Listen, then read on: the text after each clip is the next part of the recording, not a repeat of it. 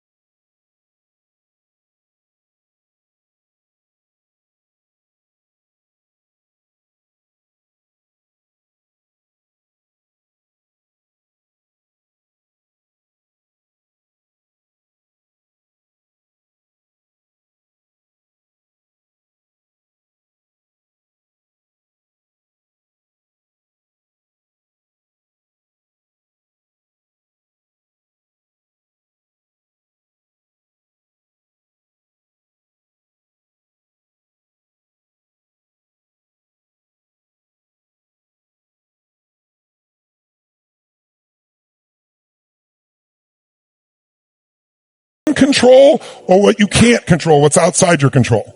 Which do you tend to focus more on, what you can control or can't control? And watch this, it'll be a different pattern this year, I guarantee you. Raise your hand if you focus more on what you can control. Raise your hand.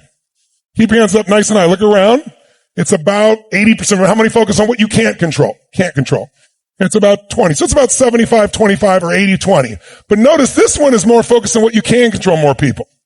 That's why you came here. How many of you came here so you could take more control of some area of your life here? Say, That's why you're here. And how many of you know someone that you wish came with you that frickin' needs this way more than you do, and they're not here?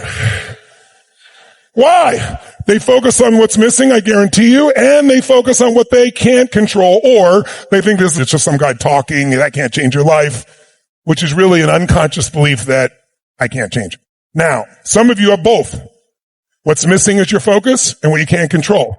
How are you going to feel? Just forget you personally. Think as a software in the brain. What is someone going to feel who's constantly focused on what's missing and what they can't control? What would you have to feel, my friends? Come on, tell me. Sad, frustrated, angry, depressed? But think about this. This is how we function. So why are they still depressed? Because they're still focusing on what's missing and they're focused on what they can't control. And I'll add one more. Do you tend to focus more on things from the past, the present, or the future? We all do all three, but where do you spend more of your time? Raise your hand if it's the past. Now look around the room. It's only about maybe 1 or 2% of the room. Because if you focus too much on the past, you wouldn't even come to a program like this. You might get enough of it, say, I want to change it. But if you focus on the past, since you can't control it, makes it pretty tough. How many focus more on the present? That's where you spend more of your time, in the present moment. How many focus more on the future? Watch this. Look at this future-based room here. Because that's what achievers do, right? We're focused on how to create a